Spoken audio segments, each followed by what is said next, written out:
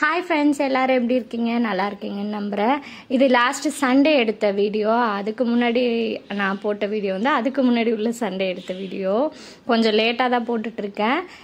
இது வந்து அன்னைக்கு என்ன குக்கிங்னா சிக்கன் பெப்பர் சிக்கனும் தயிர் மசாலா இதுதான் பண்ண போகிறேன். ஆக்சுவலாக தயிர் மசாலான்னு நானாக சொல்கிறேன். அதுக்கு ஒரிஜினல் நேம் வந்து வேறு ஏதோ இருக்குது. பட் தயிர் மசாலாவே நல்லா இருந்துச்சு. நானாக ஃபிக்ஸ் பண்ணிக்கிட்ட பேர். ஸோ சிக்கன் நல்லா வாஷ் பண்ணி எடுத்துக்கிட்டேன். என் ஹஸ்பண்ட் ஆனியன் மட்டும் கட் பண்ணி கொடுத்தாங்க. நாங்கள் சர்ச்சுக்கு போயிட்டு வந்துட்டு தான் அதுக்கப்புறம் சிக்கன் வாங்கி சமைக்க ஆரம்பித்தோம். ஸோ கொஞ்சம் சீக்கிரம் சமைக்கலான்ட்டு அவங்களே எனக்கு ஹெல்ப் பண்ணாங்க. ஸோ சிக்கன் எல்லாம் வாஷ் பண்ணிவிட்டு 1 kg எடுத்திருந்தோம். ஸோ அது ஃபுல்லாகவே பெப்பர் சிக்கன் தான் பண்ண போகிறேன் ட்ரையாக. ஸோ நல்லா வாஷ் பண்ணிவிட்டு மஞ்சத்தூள் தயிர் லெமன் மட்டும் போட்டு குக் பண்ணுற வரைக்கும் மேரினேட் பண்ணி வைக்கலான்ட்டு போட்டுக்கிட்டேன். நல்லா மிக்ஸ் பண்ணி வச்சிட்டோன்னா அந்த ரா ஸ்மெல் வந்து இருக்காது, சிக்கனோட ஸ்மெல்லு. தயிரும் மஞ்சத்தூளை ஆட் பண்ணிட்டாலே அந்த வாசனையே மாறிடும், நல்லாயிருக்கும் அது. ஸோ கொஞ்ச நேரம் அதை மிக்ஸ் பண்ணி அப்படியே வச்சுட்டேன். சைடில் வந்து ஆனியனும் அப்புறம் வந்து தக்காளி இது ரெண்டும் கட் பண்ணி ரெடியாக இருக்குது. அது வந்து ரெண்டுமே வந்து பெப்பர் சிக்கனுக்கும் தயிர் மசாலா சொன்னாலே அதுக்குமே ரெடி பண்ணி வைக்கிறது தான். தயிர் மசாலா வந்து ரொம்ப சிம்பிள் செய்கிறது. ஸோ இது பெப்பர் சிக்கனுக்கு அந்த காம்பினேஷன் சூப்பராக இருக்கும் சாப்பிட்டா. ஸோ அதனால் ரெடி பண்ணலான்ட்டு அதே ஃபிக்ஸ் பண்ணியாச்சு சண்டே அன்னைக்கு. ஃபஸ்ட்டு பெப்பர் சிக்கனுக்கு ரெடி பண்ணிக்கிட்டேன். ஒரு கடாய் வச்சுட்டு கொஞ்சமாக ஆயில் ஊற்றிக்கிட்டேன். இப்போ வந்து இந்த சோம்பு மசாலா ஐட்டம்ஸ்லாம் கொஞ்சமாக சேர்த்துக்கிறேன்.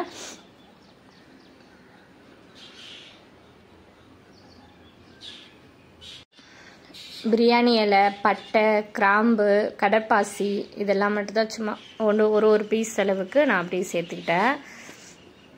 ஏன்னா கரம் மசாலாவும் கொஞ்சம் சேர்ப்பேன். ஸோ ரொம்ப நிறைய ஆகிடக்கூடாது அப்படின்றதுக்காக. இது 1 kg சிக்கன் அப்படியே செய்கிறேன். அதனால் அதெல்லாம் கொஞ்சம் கொஞ்சமாகவே சேர்த்துக்கிட்டேன். அப்புறம் கருவேப்பிலை போட்டுட்டு வெங்காயம் நீளமாக வெட்டின வெங்காயம் சேர்த்துக்கிட்டேன். வெங்காயம் நல்லா வதங்கி வரணும். வெங்காயம் நிறைய போட்டோன்னா பெப்பர் சிக்கனுக்கு டேஸ்ட்டு சூப்பராக இருக்கும். தக்காளி கம்மியாக தான் போடணும். தக்காளி போடவே வேண்டாம். நான் சும்மா கொஞ்சமாக ஒரு தக்காளி அளவுக்கு மட்டும் சேர்த்துக்கிட்டேன். ஸோ வெங்காயம் நல்லா வதங்கி வந்துடுச்சு. ஆயில் நிறைய வேணா ஊற்றிக்கலாம். நான் கம்மியாக தான் ஊற்றிருக்கேன். நல்லா இன்னும் கூட வதக்கிட்டு செய்யலாம். அப்புறம் இஞ்சி பூண்டு பேஸ்ட் வந்து சேர்த்துக்கிட்டேன்.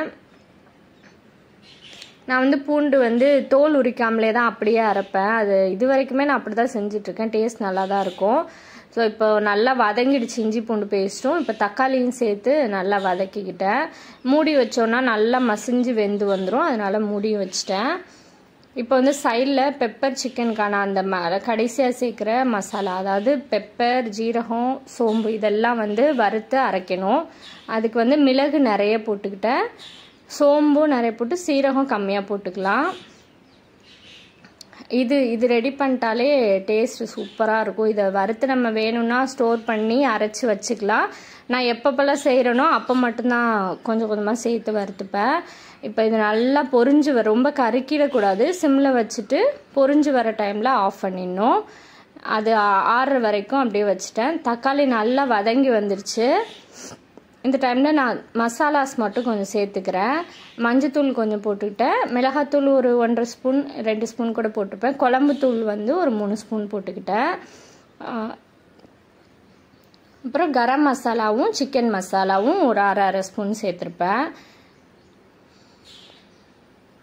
இது நல்லா அந்த பச்சை வாசனை போகிற அளவுக்கு அந்த வெங்காயம் தக்காளியோட நல்லா மசிச்சு நல்லா வதக்கி விட்டுட்டேன். அது நல்லா வதங்கிடுச்சு. இப்போ நான் வந்து சிக்கன் சேர்த்துக்கிறேன். சிக்கனில் அந்த வடிகிற தண்ணி நான் எப்பொழுதும் சேர்க்க மாட்டேன். எனக்கு அது என்னமோ ஓகே இல்லைன்னு தோணும். அதனால் நான் அதை கீழே ஊற்றிட்டேன். அது மேக்ஸிமம் தயிர்லேருந்து வர தண்ணி, அது இல்லாமல் சிக்கன்லேருந்தும் தண்ணி வடியும் இல்லையா, அதனால் நான் அதை அப்படியே கீழே ஊற்றிடுவேன். இப்போ வந்து சிக்கனுக்கு தேவையான அளவுக்கு நான் உப்பு சேர்த்துக்கிட்டேன். போட்டுட்டு நல்லா கிளறி விட்டுட்டேன். இப்போ வந்து மூடி வச்சோன்னா அந்த தண்ணி ரிலீஸ் ஆகும் இல்லையா சிக்கன்லேருந்து, அது முடியே இருக்கட்டும் அப்படின்னு சொல்லிட்டு சைடில் வந்து தயிர் மசாலா ரெடி பண்ண ஆரம்பிச்சிட்டேன். ஸோ கொஞ்சமாக ஆயில் ஊற்றிட்டு சோம்பு போட்டுக்கிட்டேன், கருவேப்பிலை போட்டுட்டேன். இது வெங்காயம். இது ரொம்ப சீக்கிரமாக பண்ணிடலாம். வீட்டில் தயிர் இருந்தால் மட்டுமே போதும். டேஸ்ட்டும் சூப்பராக இருக்கும். இது வந்து மோர் குழம்புன்னு சொல்கிறதா என்னன்னு தெரில. மோர் குழம்புனா இன்னும் தண்ணியாக வைப்பாங்க, காய்கறி சேர்ப்பாங்க. நான் இதுவரையும் அதெல்லாம் வச்சது கிடையாது. ஆனால் கிட்டத்தட்ட அந்த டேஸ்ட் மாதிரி தான் இருக்கும். இப்போ தயிர் வந்து நல்லா பசும்பால் தயிர், இது நான் வீட்டிலே உரைய வச்சது. அதை நல்லா ஊற்றி அந்த பீட் பண்ணிக்கணும். நான் சும்மா ஸ்பூன்லேயே பண்ணேன், வேணும்னா விஸ்கு வச்சு கூட பீட் பண்ணிக்கலாம். இந்த அளவுக்கு பீட் பண்ணி தனியாக வச்சிடணும். இந்த வெங்காயம் வதங்கிடுச்சு நல்லா. இப்போ வந்து ஒரு தக்காளியும் சேர்த்துக்கிட்டேன். தக்காளி வந்து ஆப்ஷன் தான், ஆனால் தக்காளி போட்டால் இன்னும் டேஸ்ட் நல்லாயிருக்கும். தக்காளி சேர்த்து நல்லா மசிஞ்சு வர அளவுக்கு வதக்கிட்டேன்.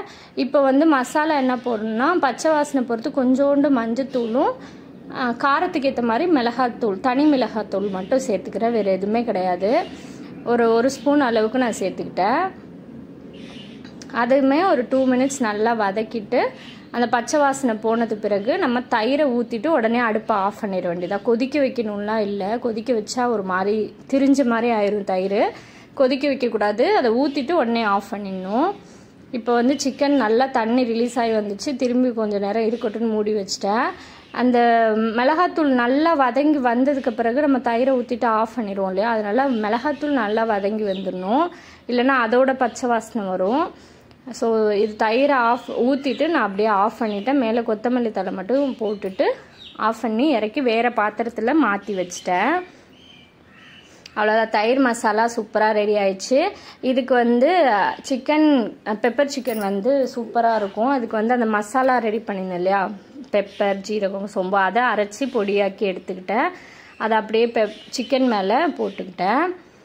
நல்லா கிளறி விட்டு ஒரு 5 நிமிஷம் இருந்தால் போதும். நான் தண்ணி எதுவுமே ஊற்றலை, அதுலேருந்து வந்த தண்ணி தான் அது ரிலீஸ் ஆகி அதுலேயே நல்லா வெந்துடும். இப்போ வந்து அந்த பெப்பர்லாம் நல்லா கிளறி விட்டுட்டேன். பாருங்கள், இந்த அளவுக்கு ரெடி ஆகிடுச்சு. இன்னும் நல்லா ட்ரை ஆனால் மட்டும் போதும், பெப்பர் சிக்கன் சூப்பராக ரெடி ஆகிடும். அதில் பாருங்கள் இப்போ எந்த அளவுக்கு ட்ரை ஆகிருக்குன்னு. கொத்தமல்லி தழை தூவிட்டு ஆஃப் பண்ணிட்டேன். பெப்பர் சிக்கனும் சூப்பராக ரெடி ஆகிடுச்சு. சைடில் வந்து சாதமும் வச்சுட்டேன். இப்போ தான் நான் ஃபஸ்ட் டைமில் கொஞ்ச நாளாக அந்த குக்கருக்குள்ளே பாத்திரம் வச்சு ரைஸ் வைக்க கற்றுட்ருக்கேன். ஸோ அப்படி வச்சா இன்னும் கொஞ்சம் ஈஸியாக தான் இருக்குது, அப்படி வச்சு பழகிட்டுருக்கேன். ஸோ அப்படியே கிச்சனையும் எல்லாம் வேலை முடிஞ்சோடனே க்ளீன் பண்ண ஆரம்பிச்சிட்டேன். எல்லாத்தையும் ஒதுக்கி வச்சுட்டு பாத்திரமும் விளக்கிடலாம்.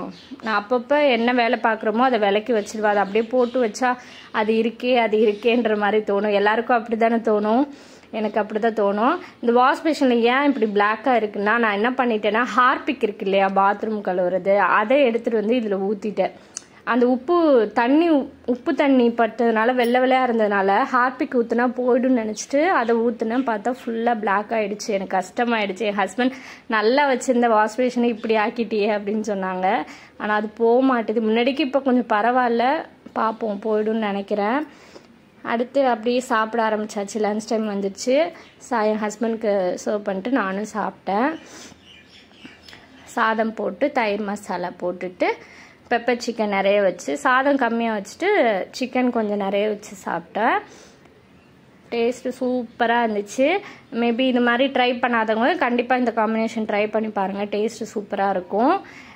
ஸோ இந்த வீடியோ பிடிச்சிருந்துச்சுன்னா லைக் பண்ணுங்கள், ஷேர் பண்ணுங்கள், மறக்காமல் சப்ஸ்கிரைப் பண்ணிட்டு பாருங்கள். நிறைய பேர் சப்ஸ்கிரைப் பண்ணாமல் என்னோடய சேனல் பார்க்குறீங்க.